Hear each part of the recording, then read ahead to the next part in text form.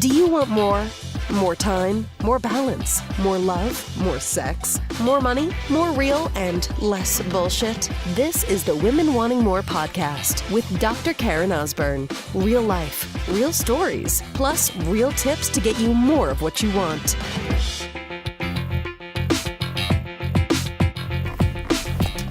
So, sister, let me regale with you the marshmallow story, what is now known as the marshmallow story. It has been a heck of a week, a crazy week, and this is kind of a, let's just maybe say like, it's just kind of like puts a bow on it, if you will. So if you haven't listened to the past 4 episodes, it's almost been like a saga, like, you know, like one of the biggest podcasts, I don't know if it still is ever, but it was one which was called Serial, which was about a not cereal you eat, like serial killer, and or the story of a serial killer and like all the drama of it and stuff, you know, kind of like a Netflix show, right? When they used to kind of release them like a week at a time, and then people would be like, oh my god, I can't wait till the next week, right? Or regular programming, how it used to work. So that's kind of like this week has been in podcasts. You've been following, it's like, oh my god, Karen's up, she's down, she's like, what the fuck, right? So here's what I want to share with you. Last night, my husband and I were on a date night, and so it was Saturday night. You're getting this the following Friday, and yeah, the conversation was like, yeah, like what a fucking week. Like it hasn't even just been about the injury to my calf and hey, it's a blood clot, or now it's 24 hours later, it's actually not a blood clot, it's this, and the pain of that, and then just a week ago coming to the decision as well too that I was not going to compete anymore. Like I never have competed with my boxing. I keep trying. The first one was in October of 2017 that I trained for a tournament. They had no opponent for me in boxing category within my category as a novice, and so I was out. And then February I re-injured a hamstring tear from a year ago, and then I've had this calf thing, which has now been found out to be a Baker's cyst, which is like a fluid-filled sac of like synovial fluid that's behind your knee. That's like pretty benign. It can be pain with it. But it caused a lot of stiffness and swelling, and then it was into my hand. Like now I'm like, oh my god, all the stuff in my hamstring makes sense. And then what happens is that Baker's cyst can actually, that like little fluid-filled thing can burst, and that's what it's done, and it's shot down into my calf, and I have this big, like it looks freaky. It literally looks kind of like if a football was lengthwise, horizontally, not going down my leg, was in my calf. It's kind of looks like, it's freaky. But swelling come down, all this kind of stuff. But so I had that. So from that experience was just like, you know what? I decided last night, even before I knew what all this stuff was like, the universe, my body, God, whoever is telling me something right now. Every single time I go to compete, this comes up. Like, what the heck, right? So that has come up. There's been definitely some challenges my husband's going through, like personally, and with his health. And then of course that affects stuff with our marriage, and he's got a big event coming up. We've had webinars and launches. It's been a lot of shit. Our 4.5-year-old is just like, he's going through what we now are calling the asshole phase. It's so hard too, because if you've seen pictures of my Kai, like he's so fucking cute. Like he is ridiculously cute. But yet, I cannot, change the fact that he is just a complete a-hole these days. I love my boy, but Jesus, buddy, come on now. Where's my sweet kid back, right? The crazy things, the phases that our kids go through. And so as we're reflecting on this, and from when on, and all this too happened on my birthday. I'm in the hospital emergency on my birthday. My kids are like so bummed. They're not getting cake. They're like, oh, mommy's in the hospital. An emergency on her birthday. Like, we're trying to tell the kids stuff, but we're kind of not really telling them stuff because it was almost certain, like, it was a blood clot. They're giving me shots of heparin in my stomach when I left on Friday or Wednesday night. Come back tomorrow. We need to get the ultrasound for you. That'll be like the definitive diagnosis. Here's the kind of drugs you're going to have to be on for the next 3 to 6 months at least. By the way, that swelling is not going to change, blah, blah, blah. It was just like one shitty thing after another with that. So after that experience, and we actually had a sitter that came to watch the kids, so my husband Ed could be with me in this whole thing, and I was in the pit. Like, I was in a dark fucking place. Like, we finished up, it was maybe like 8:30 or so. I had my car, and then Ed came to the hospital with his car, so we had 2 vehicles, and so we're like, well, let's just kind of go for a drive, and Ed's driving around. I'm like, I just need to get to the beach, which is one of the beaches right across the street from our house. we couldn't really go home yet because the kids would still be up, and I was in just such a not good place. Dark. And I'm walking along the beach, and I'm kind of ahead of Ed because, like, I'm just in a bad place. I'm crying. I'm like, fuck. Pit, in the darkness. And then I reflect back on that. I mean, of course, after I found out that, hey, it's not a blood clot as we thought, it's this instead, the Baker's cyst has burst. I mean, that certainly shifted things, right? But and the perspective piece of it was even like a bigger piece. I really do feel that even if they said, hey, you know what, it actually is a clot, here's what we need to do, it would have been like, all right, okay, let's do what we need to do. And when I look back on that from like the Wednesday night to even Thursday night to Friday to certainly Saturday night, 3 days later, it was like, man, what a recovery. And like a quick in, got what I need in the pit, and then out. And so I kind of reflected on that and journaled about it. And my good friend Jill had some feedback on that too. She's like, Karen, this is a testament to like how you take care of your body, how you take care of your mental self, all the work you put in on yourself, like all the coaching that you've received, that you've given. Like, this is kind of like when you have insurance, right? Like if you have insurance for your vehicle, which you better have insurance for your vehicle, you don't want it to you don't want to have, like you're investing, paying for this car insurance, right?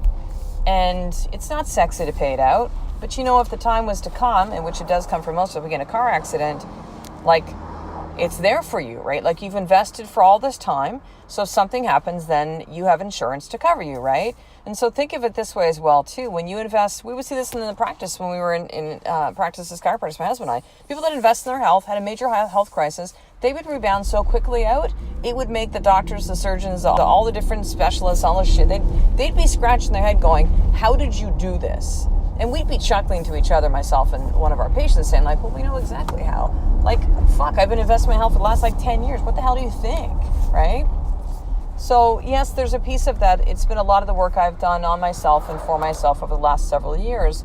But I think more so, I said to Ed, and this is where the marshmallow story comes in.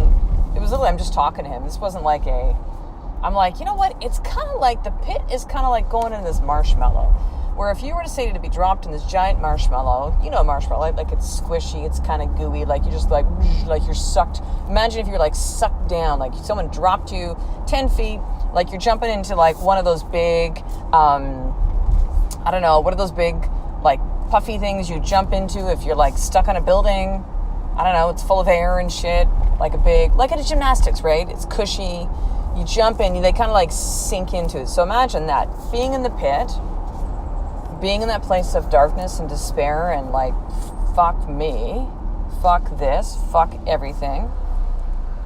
It's kind of like being a big giant marshmallow where you dip down. It's just like you're like sucked down into it. And at the bottom of that marshmallow is a springboard. Let's go back to the same gymnastics analogy, gymnastics. Like the springboards in gymnastics are like a big trampoline, right? I don't know. I kept seeing like a springboard as I was saying this. That I go, the pit is like you sink into this, and as you're sinking down into the pit, and the reason for the pit, the purpose of the pit is for you to see and experience and feel something you need to see, experience, and feel. Like that's it. And for most of us, it's painful. We don't want that. We're going to run from it. We're going to avoid it. We're going to numb. We're going to go, this isn't happening. We're going to go, let me find the positive in it. We don't allow ourselves to be in that darkness, in that pain, in that shitty fucking this sucks feeling. And we will never see what we're supposed to see. We will never receive the gift that we're supposed to see, experience, and or feel. But if you allow yourself to be in the pit, it's like being in that big old marshmallow, sucked all the way down, directly above that springboard, which, by the way, once you get what you're supposed to see, feel, and or experience, right below that gift is a springboard.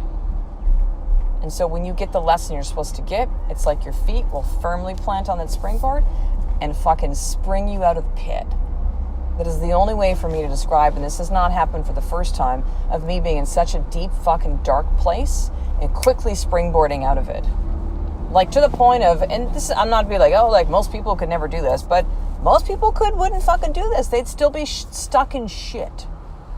Why did this happen? And maybe I shouldn't. And people go like, what happened? I'm like, it was a boxing injury. Well, how did it happen? I'm like, whatever, dude. It's like, who gives a fucking rat's ass? It's irrelevant.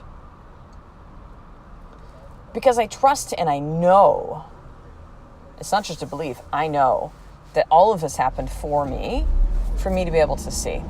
And what I was supposed to see is that there's been so much of me for most of my life that has defined myself as alpha female, very masculine, very intense, that's still edgy, it's still a piece of me.